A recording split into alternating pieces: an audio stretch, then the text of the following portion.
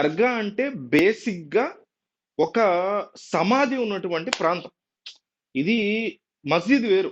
మసీద్ అనేది వర్షిప్ చేసుకునేటువంటి ఒక ప్రాంతం, ప్లేస్. కానీ దర్గా అనేది ఒక ముస్లిం స్కాలరో లేకపోతే ఇంకొకళ్ళు చనిపోయి ఉన్నటువంటి గ్రేవ్ గ్రేవ్ కింద కౌంట్ దాన్ని.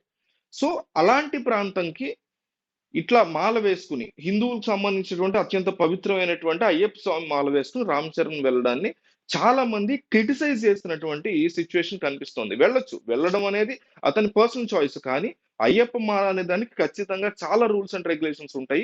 ఎందుకు వెళ్ళాడు రామ్ చరణ్? అట్లా వెళ్ళకుండా ఉండొచ్చు కదా! మాల తీసేసైనా వెళ్ళొచ్చు. లేదా ఆ టైంలో మాల వేసుకోకుండా వెళ్ళొచ్చు కదా! అనేటువంటి ఒక డిస్కషన్ ఖచ్చితంగా నడుస్తుంది. అయితే అయ్యప్ప స్వామికి సంబంధించినటువంటి మాలలో మీకు చాలా క్రూషియల్ థింగ్స్ అండ్ నియమాలు చాలా పటిష్టంగా, చాలా స్ట్రాంగ్‌గా ఉన్నాయి. ఇంత స్ట్రాంగ్‌గా ఎట్లా చెప్పగలుగుతానంటే, మా నాన్నగారు దాదాపు ఒక ఆహ్, 23 సార్లో, 25 సార్లో ఆయన వేసుకున్నారు. నేను ఏథిస్ట్ కాకముందు చిన్నప్పుడు ఫస్ట్ క్లాస్ నుంచి సెవెంత్ క్లాస్ దాకా 7 సార్లు నేనేసుకున్నా. సో, నాకు ఐడియా ఉంది దాని గురించి. అందువల్ల నియమాలైతే చాలా చాలా స్ట్రాంగ్‌గా ఉన్నాయి. ఏ మతానికైనా ఈ మధ్య కాలంలో ప్రభుత్వాలకు సంబంధించైనా, మతాలకు సంబంధించైనా ఏ రకమైనటువంటి నియమాలైనా వాటన్నిటిని అట్లా బ్లాస్ట్ చేసుకుంటూ ఎళ్తున్నాయి. అన్ని మతాలు, అన్ని సిస్టమ్‌లో ఉన్నటువంటి రూల్స్ అన్నీ బ్రేక్ చేసేస్తున్నాం గదా! అట్లాగే అయ్యప్ప స్వామికి సంబంధించినటువంటి రూల్స్ కూడా అనేకం బ్రేక్ చేస్తూ, అమెండ్‌మెంట్లు చేసుకుంటూ మనకి తగ్గట్టు కావాల్సొచ్చినట్టు చేశారు. అయితే అయ్యప్ప స్వామి మాల వేసుకునేటువంటి వ్యక్తి ఎంత సిన్సియర్‌గా, ఎంత సీరియస్‌గా ఉంటాయంటే అవి, అతను వాళ్ళలో ఉన్నప్పుడు అతని పేరెంట్సో, ఫ్యామిలీకి చాలా క్లోజెస్ట్ పర్సన్, వైఫ్ లాంటి వాళ్ళో, హస్బెండ్ లాంటి వాళ్ళు ఇట్లా ఎవరైనా చనిపోతే హస్బెండ్ ఉంటారు గదా! అదే ఆడవాళ్ళు ఆ వయసోళ్ళు ఏసుకోరు గదా! సో, వైఫ్ చనిపోతే వెంటనే మాల తీసేస్తారు. ఫ్యామిలీస్ ఉంటే కూడా మాల తీసేస్తారు. ఫ్యామిలీలో క్లోజ్ పర్సన్ చనిపోతే అన్న, చెల్లెలు ఇట్లాంటి వాళ్ళు. సో, అంత స్ట్రిక్ట్ నియమం ఉన్నప్పుడు ఈ గ్రేవ్ దగ్గరికి వెళ్ళడం ఏంటి అనేటువంటి దాని మీద సీరియస్ డిస్కషన్స్, క్రిటిసిజం ఇవన్నీ కూడా నడుస్తున్నాయి. కొంతమందైతే వెళ్తాడు అతనిష్టం. అతనిష్టమే. డెఫినైట్‌లీ అతనిష్టమే.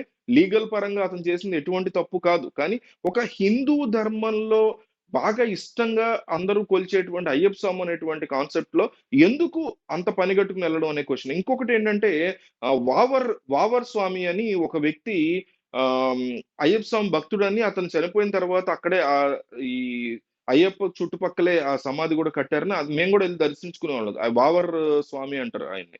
అక్కడ కూడా ఎళ్లి దర్శించుకుంటారు గదా! ఆయన ముస్లిమే గదా! దీంట్లో తప్పేం వచ్చింది అని కొంతమంది. ఇంకొంతమందేమో లేదు, వావర్ స్వామి అనేది ఒక క్రియేషన్ జేశారు. ముస్లింకి సంబంధించినటువంటి దాన్ని ఒకటి క్రియేట్ చేయడానికి ఈ చొచ్చుకొచ్చేలాగా ఈ సంస్కృతిలోకి తీసుకొచ్చారు తప్ప నిజంగా జరగలేదు. వావర్ స్వామి అనేవాడే లేడు అని ఇంకొక రకమైనటువంటి డిస్కషను. సీరియస్ క్రిటిసిజం అయితే రామ్ చరణ్ మీద నడుస్తోంది. బట్ రామ్ చరణ్ దీన్ని ఎట్లా డీల్ జేస్తాడు? ఎట్లా సమాధానం చెప్తాడు? దీన్ని ఏ రకంగా అసలు అతను అర్థం చేసుకుంటాడనేది క్వెషన్‌గా అనిపిస్తుంది.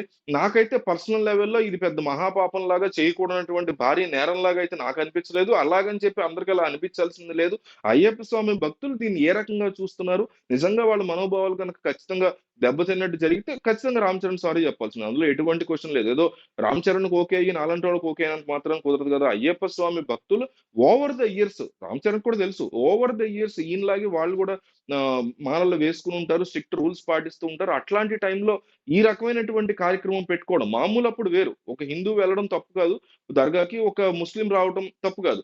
బట్ ఇట్లా ఈ రకంగా ఎందుకు చేశాడు అని. అండ్ ఇంకొకటి రంజాన్ ఇట్లాంటి మాసాలు ఏదన్నా సీరియస్‌గా ఇప్పుడు అయ్యప్ప స్వామి మాల హిందువులకి, అయ్యప్ప స్వామి భక్తులకైతే రంజాన్ అనేది ముస్లిమ్స్‌కి చాలా సీరియస్ పండగ గదా! లేకపోతే క్రిస్మస్ టైంలో సీరియస్‌గా ప్రార్థనలు చేసుకుంటారు కదా క్రిస్టియన్స్. అట్లాంటి టైంలో రామ్ చరణ్ ఎవరన్నా ఒక క్రిస్టియన్స్‌నో లేకపోతే ఎవరన్నా ఒక ముస్లిమ్స్ లాంటి వాళ్ళనో తిరుపతి దర్శనానికి రంజాన్ టైంలో తీసుకెళ్ళగలడా రామ్ చరణ్? నిజంగా వాళ్ళు ఆ టైంలో అట్లా వస్తారా?